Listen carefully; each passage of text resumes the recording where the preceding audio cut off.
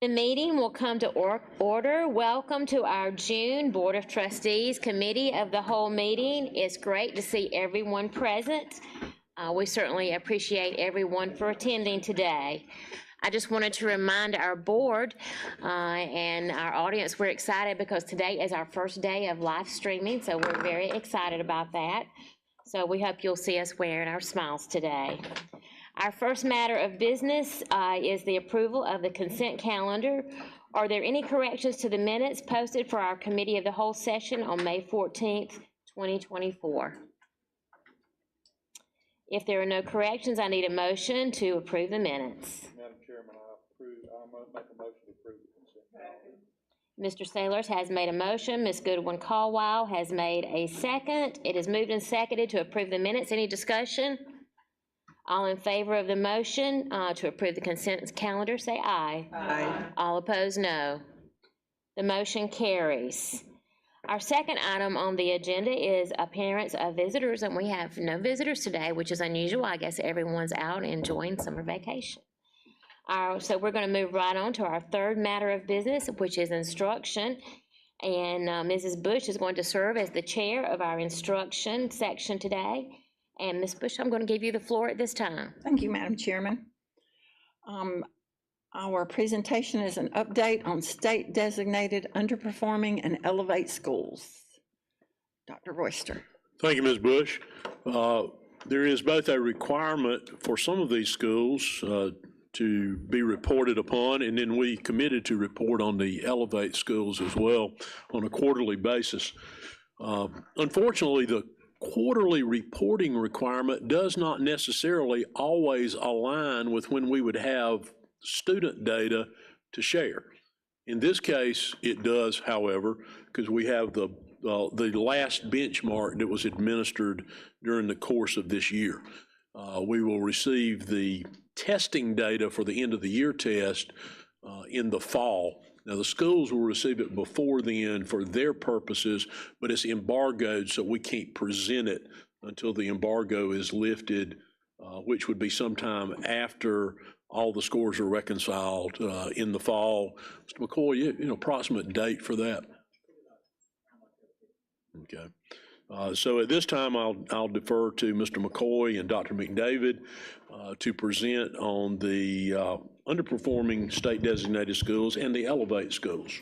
Thank you, Dr. Royster. So just as a reminder, as Dr. Royster said, the third benchmark is really what we're presenting on today because it's all that we're allowed to share today. But as we have presented in the past, the last benchmark, that is the guide for the schools to then be able to know. There's typically about 3 weeks to 4 weeks between that third benchmark and the final SC Ready test. And so that's really when our schools take that data from the benchmark and they push in on what the data says the students do not know for the test. So typically what we find in years past is that what you'll see today is the benchmark scores, but typically what we see is our scores individually will go up anywhere from 3 to sometimes 10 points because the schools have reviewed and they've pushed and they know exactly what the kids don't know. So you'll see that data today, and then in October we'll hopefully be able to share with you the final data from SC Ready when it comes out. Dr. McDavid? Thank you very much. We are sharing the results or the quarterly update from what is defined by state statute as our underperforming schools. By reg, we are sharing the progress of schools that scored either unsatisfactory or below average on the annual report card for 2023. The schools listed as shown will provide an update to their turnaround plans. Those plans are required. They were submitted to you in December of 2023 and to the State Department of Education. The information is prominently displayed on their websites, and we must share the updates once per quarter. We originally presented and shared with you our quarterly updates, which were March, June, September, and December. Today, we are sharing a comparison of the benchmark projections to the actual 2023 data. I'll share with you, again, based on the progress that we have on the benchmark, which is preliminary, whether there is predicted to be or projected some regression, or if they're already on track to meet or exceed their last year's performance. Another note, as I share these, the end of course projection on benchmark 2 is only the end of course projection for benchmark 2 for the second semester students. The end of course final course scores will be a composite of all the fall, spring, and summer semester scores. So all of those will be combined. What I'm sharing with you today are only the benchmark 2, which are the spring benchmarks. They're predictive of only a portion of the final EOC performance. Although our middle schools did administer EOC benchmarks and exams, their performance is not included in South Carolina accountability, so we do not report that.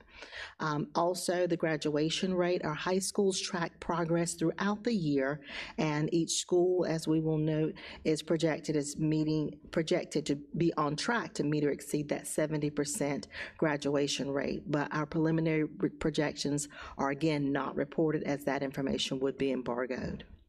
Berea High School, throughout the year, you see their 2022-23 end of course scores of percent passing. When we look at the benchmark for the spring only, we saw in the fall, of course, the EOC scores were 67% or above for Algebra 1. Benchmark 2 is 48%. I listed that as regression because it does not exceed that percent passing overall. However, again, remember EOCs are a composite. We look at biology, and given the fall and the spring fall EOCs and the spring benchmark, they are projected to exceed last year's.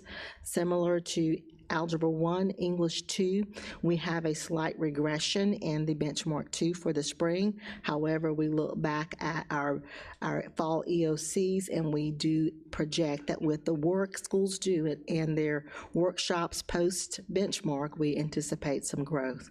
U.S. history is on track to exceed. We look at our fall benchmark for fall EOCs for the 2023 EOC in U.S. history and saw a lower number. The benchmark for the spring semester is a lot higher. Again, that will be a composite. Carolina High School in all 4 areas is projected to exceed their performance last year based on benchmark 2.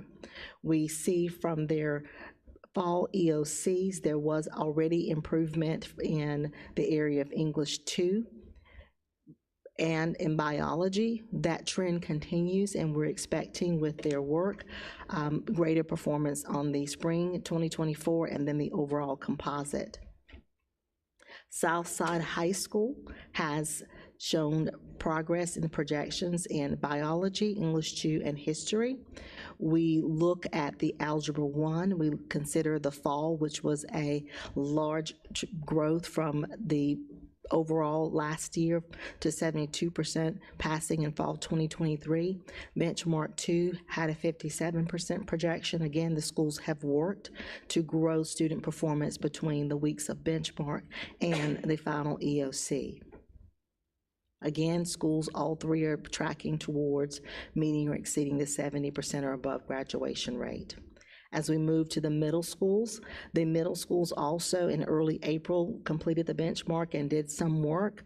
We look at our preliminary performance, but that will be reported in September, our September update. We see that ELA, Lakeview, is projected to make a little growth. The math, we see that based on benchmark, there was a slight regression. There was work done with the schools and the teachers and students from benchmark to SC Ready, so we're anticipating again some improvement in performance. Berea Middle School has on benchmark 3 shown a slight regression in both areas and likewise did work to help improve that performance before the actual SC Ready, and we'll report those in September. Grove for ELA showed a slight increase in their benchmarks, and They are in math projected to be a little bit below. They are again working towards improving that performance. Sue Cleveland has remained on track in ELA to make some impressive growth from benchmark 1 to 2 to 3 over their 2023 SC Ready scores. In math, it's projected to be right on track with where they were. However, again, when our final data comes in, we will have additional information for you. Our process for review and revision, we noted earlier that our deputy superintendent meets quarterly with our turnaround schools, principals, supervisors, and the academic leadership team to discuss those successes and support strategies for improvement. Even as recently as the benchmarks have come in, those meetings were held, and we discussed as we're moving into the planning for 2024-25, how we use our professional learning communities to continue to grow, and then those instructional strategies that are in the updated turnaround plans, which will also align to their Title I plans. And our schools have looked at the data to determine if the strategies they used last year indeed are achieving those anticipated outcomes. And they have discussed that with the assistant superintendents and Mr. Davey. And some of those will be modified prior to the start of the 24-25 school year to address any deficit areas. So our process for review and revision of those turnaround plans continues. In Elevate, we are continuing with a very brief update to let you know that all of our vacancies at Alexander and Lakeview Middle have been filled as of this week, which is a tremendous celebration for us to begin the summer fully staffed and preparing. Our principals have had socials and events for the oncoming staff, and we are planning professional development the week of July 15th. And during that week, all of the staff will be on site for the paid professional development. They're already planning and preparing for that as we speak. So that was a tremendous effort. Again, we thank all of our HR and personnel departments for helping us to get those positions filled. Questions?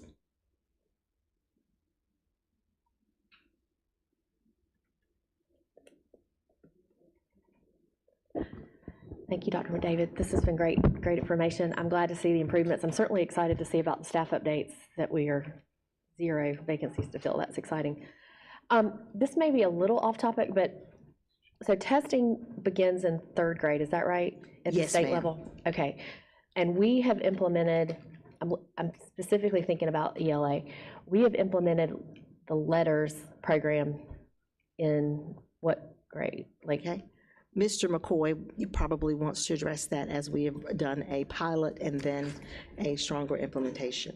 So letters is implemented currently only in 7 schools that were under Okay. previously. Now, all schools are starting this summer, all 51 under the letters training. It's grades K through 3. right. So what is realistic?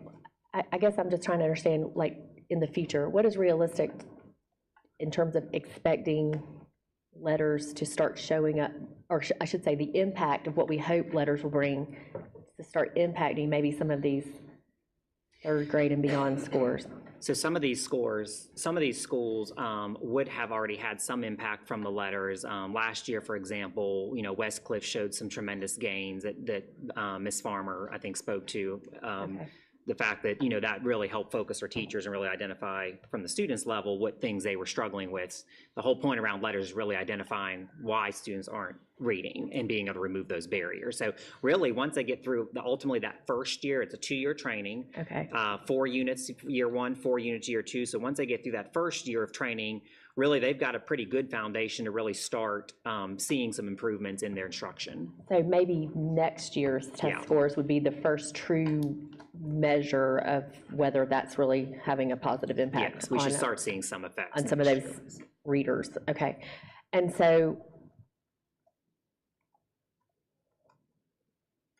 are we, I know this is not a letters presentation, but since we're talking about it, are we removing like Fountas and like some of the curriculums that don't align with the letters?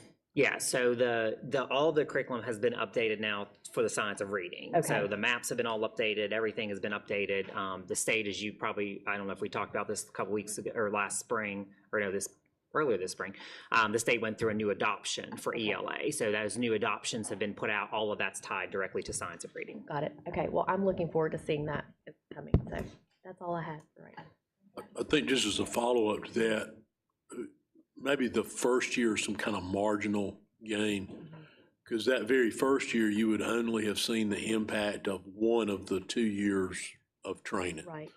So I think optimistically by year two in the, by year two in the fourth grade and in the third grade, you should begin to see a little bit more gain than in year one, if that makes sense. It does. And so just real clear, back on those, I know the high schools, it's not applicable, but the schools, well, I guess there wasn't really, was there an elementary school in here? Have we been piloting letters in any of these schools? These are, hold on, let me go back and look at the list. So Cleveland and Grove are in there, Jeff. Yes, Okay. sir. Okay, Yeah, so could they're already like a year into it, So actually, yes. So for the most part, actually, Grove and Sioux Cleveland would have, minus some teachers, they would have actually already finished letters training both years. okay, both years. Yes. Okay. There's a few teachers that are going to have to do year Right, two. But right. Okay. Yeah. All right, great. All right, thank you. Thank you. Ms. Middleton. Thank you. What I didn't see was a quarterly update for Alexander School. Why is that? Alexander Elementary School was not identified by the state as performing at below average or unsatisfactory, so they did not have a requirement to complete a turnaround plan. But they are the Elevate School, though. They are the Elevate School, yes. yes, ma'am, and we can certainly we'll include Alexander in the future. We kind of mimicked our presentation. We did the first quarter for the state to this quarter. Alexander's growth, and we can send this to you, but Alexander benchmark scores, not their SC ready. Alexander's benchmark for ELA is projecting right about where they were previously, so possibly plus or minus growth in ELA. I'll remind everybody, as Dr. McDavid said, the one piece we have missing from benchmark scores is writing. The writing does not come back to us until July. So the scores that we have and the benchmarks are really reflecting only the ELA portion. We typically see anywhere from a 2 to 6 point gain per school once the writing scores come back. Those only help you, they don't hurt you. So we're still waiting on some of that. So anywhere from maybe a 1 to 2 point gain for Alexander and ELA. In math, they actually had some pretty good gains in math. So they're looking at maybe, I would estimate, just looking at this, a 3 to 4 point gain in math. So that's good, because that's important with the Elevate program and all that. Absolutely. The other question I have is, what do you think is the reasoning for some like huge gains in some of the school? I mean, I understand that it's easier to show progress than it, because you're so low, so of course you're gonna start gaining. But some of the areas like US history in, was it Carolina? It went up like 30 points. So on last year, if you may recall, when we did the data presentation, we talked about some focus areas we were really going to hone in on. I think when you look also at, let's take the biology, for example. Yeah, biology, I was looking at that one too. Yeah, biology was kind of a big kind of improvement on there. Biology, we also have to look at, and we can pull this for you too, we also have to look at trend data. We look at 3-year trend data. Sometimes if you have, typically in a high school, you may only have 1 or 2 or 3 teachers that teach biology. So if you have a weak year, your test scores can swing. And so sometimes like what you're seeing, like Bree, if I remember the one specifically, Bree, if I remember, biology, they had last year 42.2. There was a little bit of an issue there with a teacher that had to leave mid-year. And so, anytime you have a maternity leave or sickness, that can impact your test score. So if you looked previous year, past 2 years ago, they were a little bit higher than that 42.2%. So that gain looks very large, and it is a large gain, which is great. But we also like to look 3 years back, because we also want to make sure we're not doing this up and down, up and down, up and down. But that was a big emphasis on our team. Whenever we see a drop like that happens previous year, our team really goes in and hones in, because they're focus schools or elevate schools. We really go in and work very tightly with those departments that have been identified as needing some additional assistance because the score drops. So we spend a lot of time, our specialists, Dr. Shepard's here from secondary now, or Tara Dean before that, that's where they would organize our staff to go in and work directly with those biology teachers, PLCs, or algebra, or whatever it happens to be. So it's targeted improvement that we do in our team. Yeah, because I feel that it would be very alarming to see all of a sudden, makes me feel that there's something we're doing wrong. If the scores are so low, and then the next semester they're like tripled, that's a huge jump. I mean, I kind of expect to see small bits, So but that's a big yes. jump. So semester to semester, that is kind of typical to see because of how you schedule your students. So in many cases, for example, in the fall for Algebra 1, take Algebra 1, for our students that struggle in math, our schools are going to schedule math strategies in the fall for those students who are, so they're not going to take an Algebra 1 EOC. The kids that may take that Algebra 1 EOC in the fall are the ones that are maybe a little bit more, they're going to be your honors kids, your kids that are maybe better at math. They're going to take Algebra 1 in the fall. So those scores may be more elevated than in the spring, because a lot of times then it's followed by your math strategy students. So scheduling has a huge impact on, sometimes in the fall when we do scores, we only have one class worth of scores. We may really have 20 kids or 30 kids representing scores in the fall versus 100 kids representing those scores in the spring. So that's a little tricky at high school because of how you schedule each semester, because they take the EOC each semester.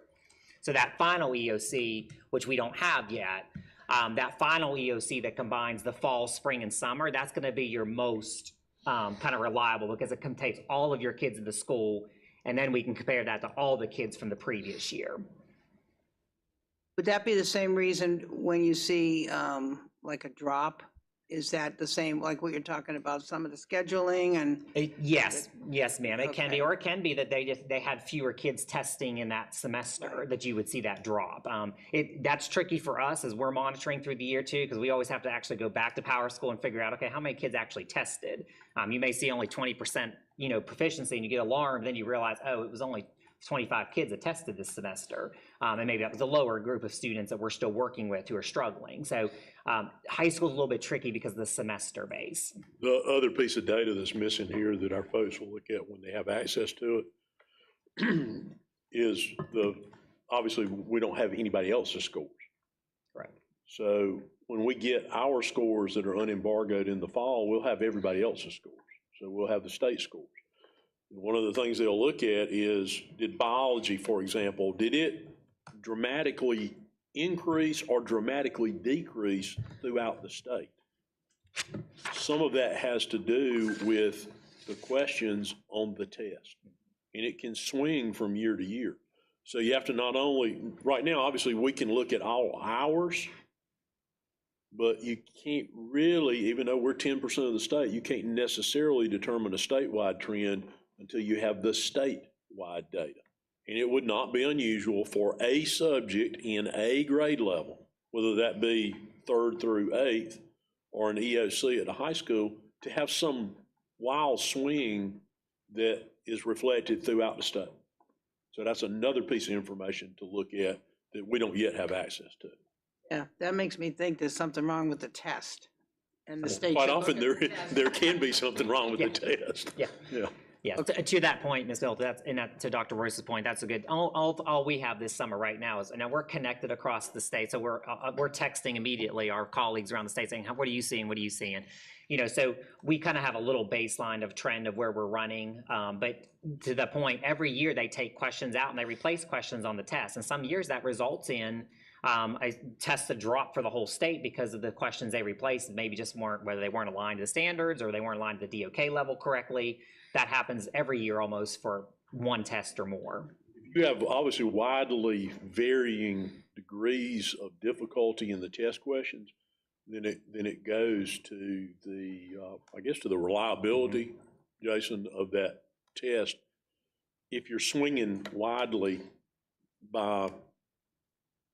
as a result of difficulty of question. the difficulty of questions from year to year ought to be relatively constant with a mix of varying levels of difficulty. But that's not necessarily always the case. Well, it sounds like you're keeping on top of that, and as soon as you see something awry with the scores or whatever, up or down, that right away looking at that and seeing like what is the reason, because that is unexpected to me. I expect to see kind of pretty consistent, and that's interesting. Okay, thank you, thank you. Thank you.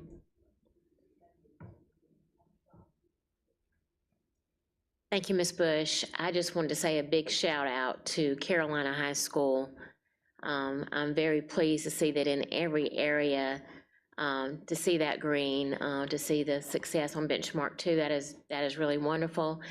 And I'd like to publicly acknowledge the leadership there as well as the faculty and staff on a job well done. And just to say that I'm really looking forward to looking at that embargo data and hoping for the best there too. And also Southside, some pretty impressive scores today. So thank you to all for a job well done. Thank you. First of all, going back to Ms. Middleton's questions a few minutes ago, I would like to publicly recognize and thank all those folks at Alexander Elementary School for their work these past couple of years and the fact the improvements that have been made. And as her questions indicated, of course, they're no longer under the state designated underperforming schools list. And even though many of those folks will not be there this coming year, I would just like to thank them for all they've done these past couple of years.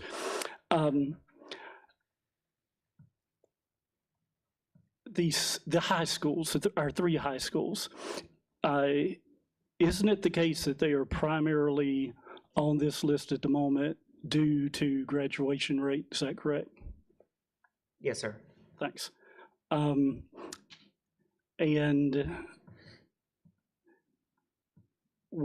I think maybe we've had this discussion before a little bit, but just to refresh my memory, with our U.S. history scores, and I know you were mentioning a minute ago about the test changing, the questions and all that.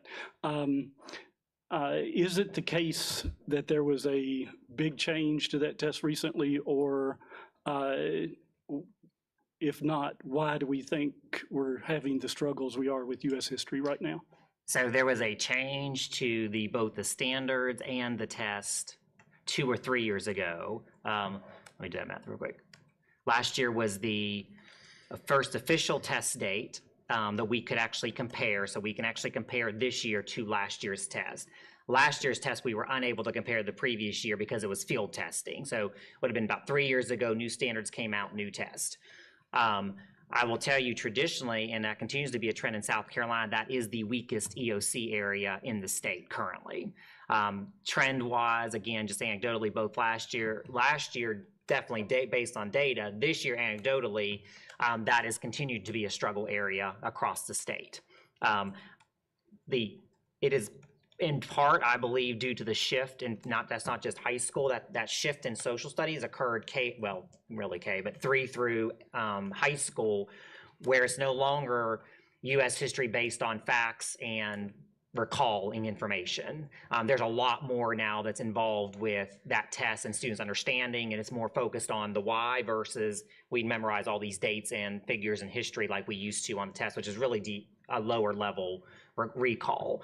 So it's more difficult, and that's a shift for teachers across the state, that they have to teach differently U.S. history, and we're still struggling to pull everybody back into that new, this is how we have to teach now. It's not, if you've been teaching 25 years, you're used to teaching, here's the figures we have in history, the historical figures, all important. Here's the dates you have to memorize and all that. Now they have to shift to a whole new way of teaching U.S. history, which is, it's going to take a minute and some time for teachers to get used to that new way of teaching. I noticed that, again, probably going back largely to what you're saying about the changes, obviously our benchmark scores were not a good predictor of our fall EOC scores. But now that we're starting to get more knowledge about the changes to the test, do we anticipate, and of course I notice it looks like our benchmark scores are going up in U.S. history, do we anticipate that there will still be a big drop-off between our benchmark scores in the spring and our EOC spring scores, or do we think that gap may narrow? So I would say that it's a little bit more difficult because you do have to, like you said, you have to average. You can't really just do a straight average, but you have to average, so to speak, your fall and your spring scores together to get that final score. We are trending slightly up in the U.S. history area right now currently. As Dr. Royster said, the area though we look heavily at, if we trend up, let's say 2 points, we celebrate that certainly, but if the state goes up 8 points, then we kind of look back to say, okay, we got some work to do, because obviously that's kind of like a regression almost, because the state exceeded us by 8 points. So when Dr. Royster was talking about that in the fall, and we follow that, we're really looking at, we celebrate, we've had years where we've gone up 4 and 5 points, and we're like, we did great, because that's a big points increase for us in a district this size. But then you find out the state goes up 10 points overall.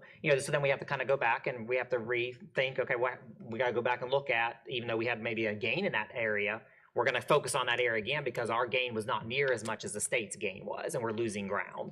So that's always going to be our focus. So it's a little too early, to Dr. Royster's point, right now in the summer to celebrate, even though we know what the test scores are, and everything except for ELA, we know what they are. But it's difficult for us to celebrate at this point because we don't know where we stand as far as the rest of the state goes. Thank you. That's all, Mr. Bush.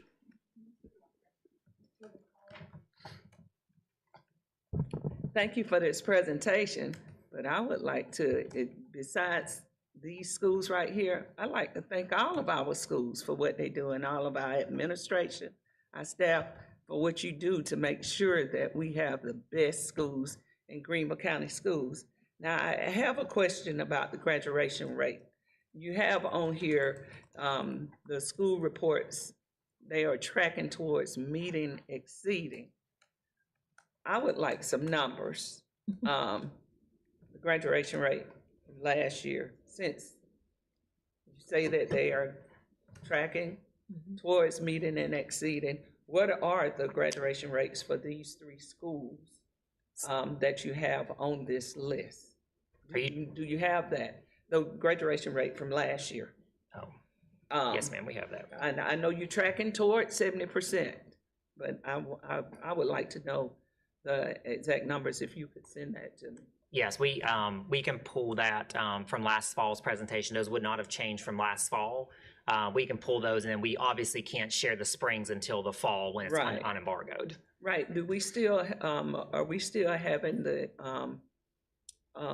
problem with tracking some of the students that leave? Because I know that that is a real barrier on the graduation rate. Are we still, because didn't we put a person in place in the district to track that? We've got several people in place in Dr. McCreary's office and Elizabeth House's office that work with the schools to help track that. Every school has designated somebody that's kind of in charge of doing that, whether that be a counselor, an administrator, or whoever that happens to be. It still is, we've gotten so much better at that, but to your point, yes, when a child disappears and moves away, we are still responsible for that child unless we can track them down. And as you know, certain schools and certain areas, that's very difficult sometimes to track the students, particularly if they leave the country. It's a little bit more difficult to track those students down. Have they not tried to change that in policy down at the State Department? When you can't find them, you can't find them, especially if they leave the country. So there was some new strides, I guess, towards that. We now have, and Jason can correct me if I'm wrong, if I get this wrong. They've given us a little bit more flexibility. For example, if we are able to identify a family member that's here that says, oh, yes, Miss Caldwell, she moved back to wherever on that. So there's a little bit less documentation, Jason, that we can provide versus actually having to get down to that actual child level with the parents wherever they reside. So there's been some, I guess, movement towards it, if you will. But again, if you can't track the family member down, you can't track anybody of that child and they're gone, then you're still going to take a hit on it. So the State Department is giving y'all a little more flexibility in I would say, how Jason, you report? that goes probably more EOC than it does accountability. Yeah, okay. So a lot of that does come down from federal to state to us. So the state has limitations on what they can allow us to do as well, because the federal accountability requirements the state has. Okay. But the graduation rate is a big barrier with us, right? It can be, yes. I mean, it certainly can be in certain schools, yes. Okay. I have a question about Lakeview, those single digits in math. How many of the teachers, I know they're Elevate School, how many of those math teachers were retained to stay up there, since we have single digits on here? Yeah. I will share with you the exact number. I'll go back and refer to those. However, we did use the benchmark data and projections from prior performance as we were selecting. One of our teachers that we are retaining, for example, did 8th grade and EOCs. We saw a tremendous growth between his first and second benchmark to actually what we have as our preliminary EOC scores. He was one that was retained for his work. We did look at the data as we were considering who was being retained. I want to also mention that we are looking at our schedule, because as our students are placed into different classes, some of our teachers had classes of students whose ability levels were different, and so we wanted to bear all things in mind as we were looking at students' performance and comparing the performance of the teachers based on that. Their indication as to whether or not they were retained was a compilation of their evaluations, the observations, and performance. Thank you. And Ms. Call, if I can answer your question too about the grad rate while we have it here. So Carolina High School is at 70.9. Carolina is designated previously as a chronically underperforming school. That's why they're on this list, not for grad rate on this year. The other two were for grad rate. Berea High School was sitting at a 67.8 last year, and Southside was sitting at a 65.4 last year. Now, why did we choose 70% if they are so close to 70? So 70 is that a state thing or is that a district thing? State and federal. So they have to be, if they're not at a 70% graduation rate, they automatically have to be designated as unsatisfactory school and go on the state list. Okay. Now, with the testing, do we foresee them changing any of those questions again soon? Yes. Thank you. That is the end of our time, but without objection, I'm going to extend for 5 minutes. Thank you. Go ahead. And from what I understand, Jason may have a specific number on this. From what I understand, Ms. Call, Goodwin Call, they change out those test questions, not the whole test, obviously, because it's expensive, but they will change out test questions every year. Jason, do you know how many that is? They don't announce how many, but they may take out 3 that are at a lower difficulty level and replace them with one that's at a low difficulty, 2 at a high difficulty. So what content area are they just randomly? All of them. Because whenever they did the history, they did a whole lot though, right? So the history test 2 years ago was a whole new test completely. But each year, really, all of those tests that we talk about in every grade level most likely have some questions pulled out and replaced. Right. Okay. Thank you. That's all, Ms. Bush. Thank you. Thank you. Thank you, Ms. Goodwin Caldwell. Seeing no further questions. We have one. Can you hear us? Yes. Okay. This is Linda. I know Sarah also probably has a question, but the retainees at Lakeview, will they also receive, Dr. Royster, the $5,000 bonus each year as the new hirees?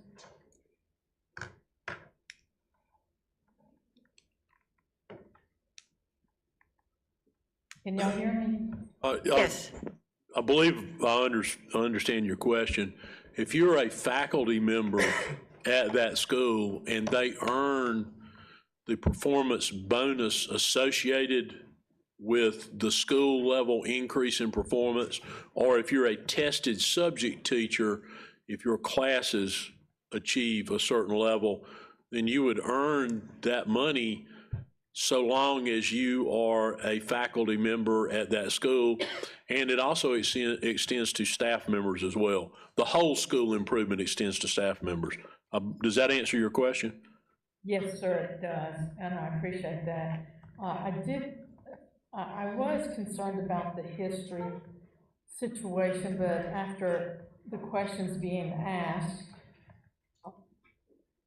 sure, as for now. So thank you. I will tell you that the Zoom is working very well, and y'all are a little blurry, but that might be for good reason. But I love seeing faces and people when I'm listening to a Zoom conference. So thank you to the AV and all those that put this together. Thank you, Ms. Levinas Wales. Ms. Doolin, do you have any questions? I did actually, thank you. Can you hear me okay? Yes, I'm going to actually go ahead and extend for 5 more minutes without objection so that you can get your question in and answered. Thank you. Thank you, Ms. Bush. My first question is, how many of the new hires at the Elevate schools are actually first-year teachers? I will get you the numbers for that. I can prepare an additional update. Our hiring was just finalized this week for the schools with everyone being offered. So I'll get you the demographics for the new hires versus those who are coming from other areas and share that with you. Okay, thanks. My other question was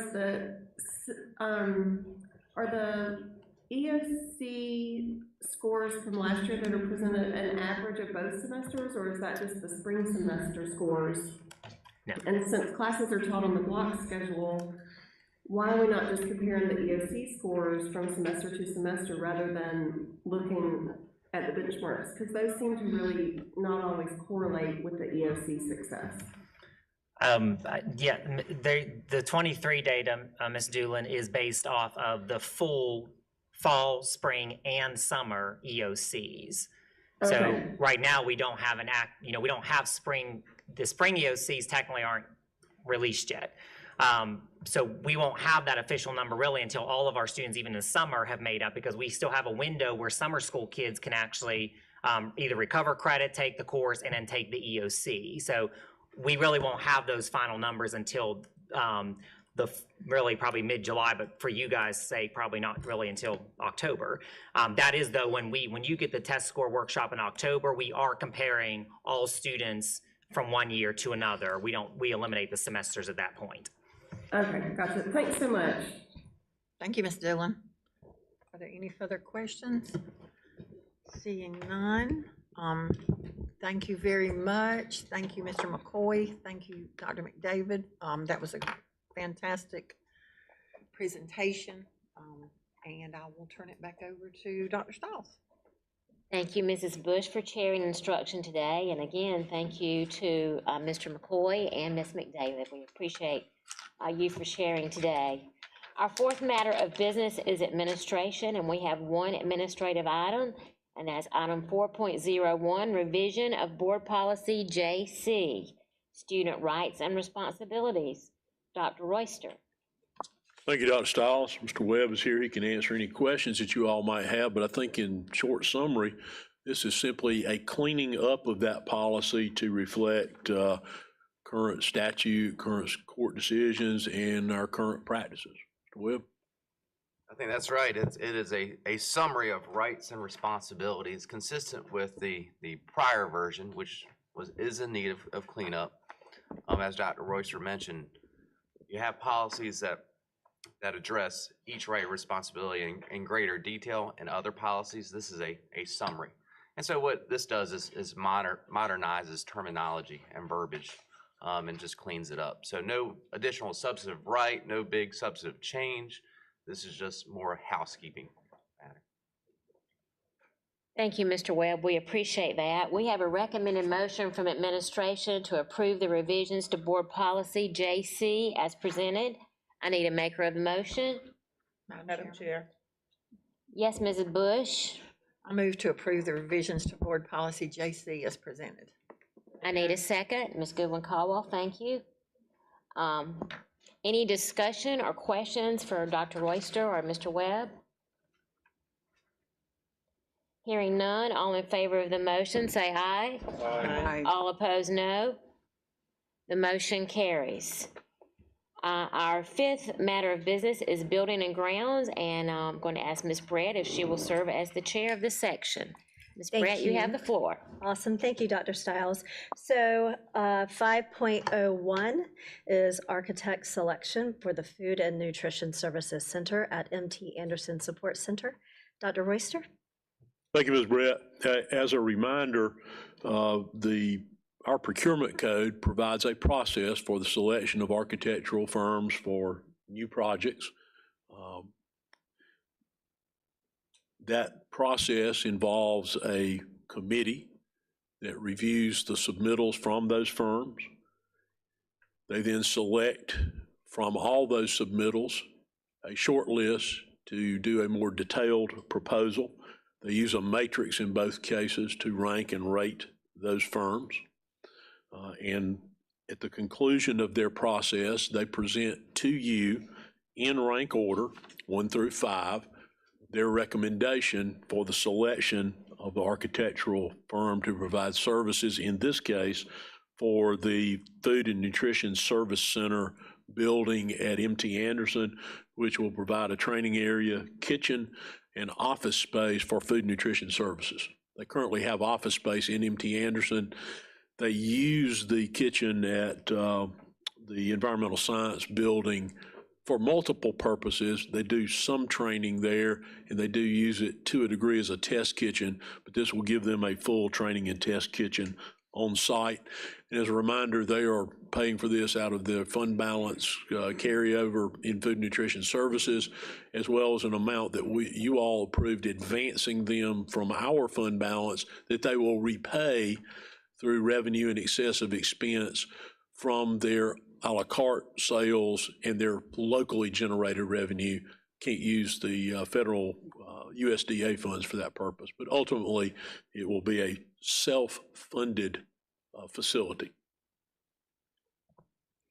Thank you, Dr. Royster. And this is an action item. The recommended motion from the administration is to approve the architectural firm with which successful fee negotiation are achieved for the Food and Nutrition Services Center at MT Anderson Support Center. Before we have any questions, do I have a maker of the motion? Madam Chairman, I make a motion to approve the recommendation as presented. Thank you, appreciate that. We've got a maker and a second. Do we have any questions? All right, thank you. Dr. Royster, when is this building, what is the building completion? Well, Carlin, what's the estimated occupancy date? It'll be in the fall of 2026. That's all. Thank you. Thank you, Ms. Goodwin Caldwell. Go ahead, Jeff. Mr. Thank you. Cochran. Who exactly comprises the architect selection team? That would vary from time to time based on the project being proposed and evaluated. In this particular one, Colonel Carlin, who comprised that team? So it was 5 team members. 3 of them were represented from my department. I believe one of them was from Ron Jones's department, and then a consultant that works with fans. So who selects the actual team? That's normally a conversation between me and my head of construction services, Jamie Benton.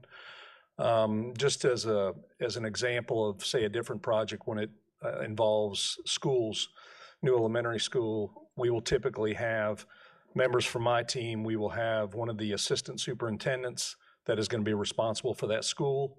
And we may include somebody from operations and maintenance in there. It's really project specific, how we assemble a team.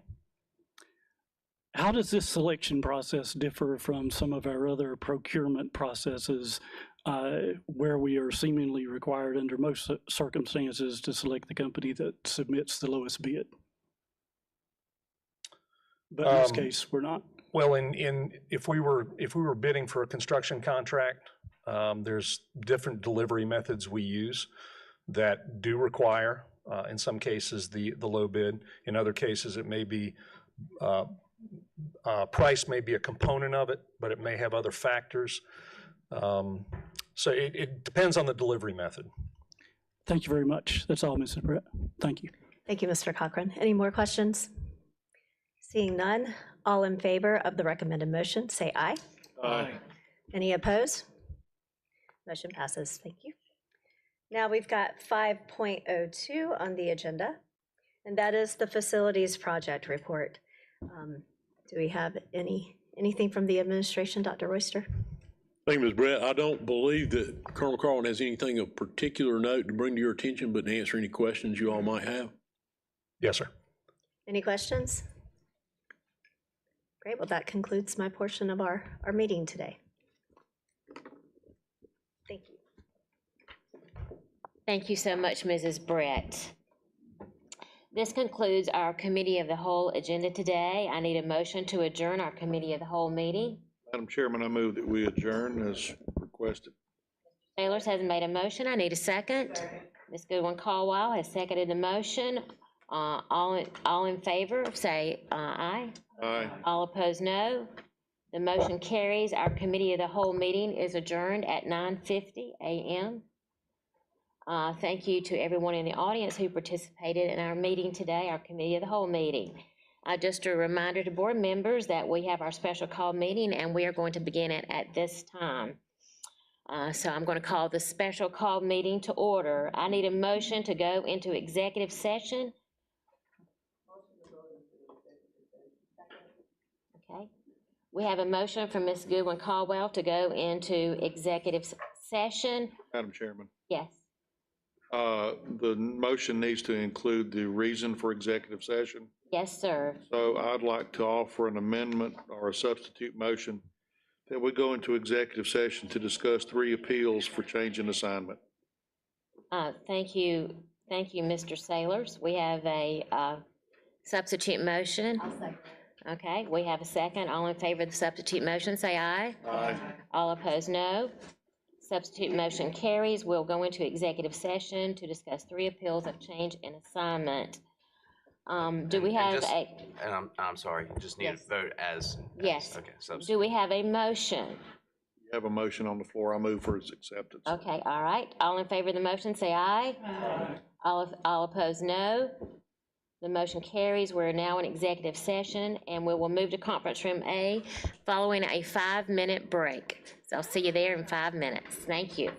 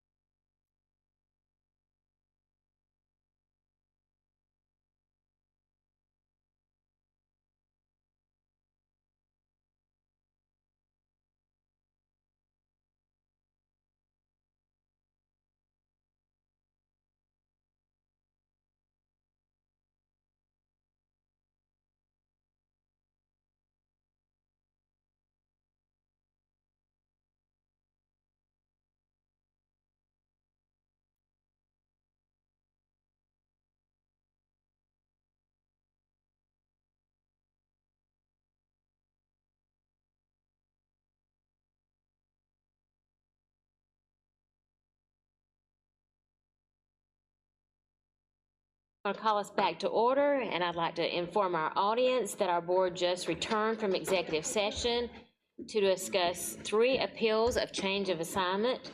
No decisions were made and no votes were taken. I need a motion to conclude our executive session.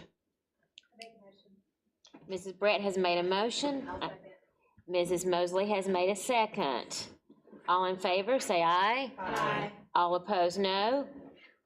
We are now out of executive session, and we will now reconvene our special called meeting. At this time, we have 3 recommended motions from administration to act upon. Our first recommended motion from administration is to uphold the decision of the superintendent and deny the appeal for a change of assignment for student A. I need a maker of the motion. Dr. Stiles, I Yes. make a motion to uphold the recommendation stated. Ms. I second. Thank you. Mrs. Brett has made a motion. Ms. Morrison Fair has made a second. Any questions? Discussion? Hearing none, all in favor of the motion, say aye. Aye. All opposed, no. No. The motion carries. Our second recommended motion from administration is to uphold the decision of the superintendent and deny the appeal for a change of assignment, for a change in assignment for student B. I need a maker of the motion. Yes. Make the motion. Mrs. Middleton has made a motion. To uphold the decision of the superintendent and deny the appeal for a change in assignment for student B. Thank you. Thank you. Mrs. Middleton has made the motion. Ms. Morrison Fair has made the second. Any questions? All right, hearing none, all in favor of the motion, say aye. Aye. All opposed, no. No. The motion carries. Our final recommended motion from administration is to uphold the decision of the superintendent and deny the appeal for a change in assignment for student C. I need a maker of the motion.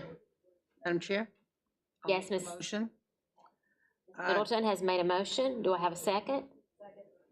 Is that you, Ms. Brett? Ms. Brett has made a second. Any questions? Just for clarity, what was the motion? Motion is to uphold the decision of the superintendent and deny the appeal for a change in assignment for student C. Thank you. Thank you, Ms. Middleton, for clarifying that. Okay, we have a motion and a second. Any questions? All right, hearing none, all in favor of the motion, say aye. Aye. All opposed, no. The motion carries. This concludes our special call meeting, but before we conclude, Chairman, if I Mr. could. Sailors has an announcement. Yes, ma'am. We had scheduled following this meeting, a session of the advocacy committee committee today. By virtue of the fact that we do not have a quorum of that committee present, we're moving that meeting to the 25th, 2 weeks from today at 4:30, which will be prior to Mr. Cochran's audit committee meeting for the purpose only to deal with the resolution that's been presented. Thank you. Thank you, Mr. Sailors. I need a motion to adjourn. So move. Sailors has made a motion. And I have a second from Ms. Goodwin Caldwell. All right, any discussion? All in favor of the motion, say aye. Aye. All opposed, no. The motion carries, and our special call meeting is adjourned at 11:04. See that?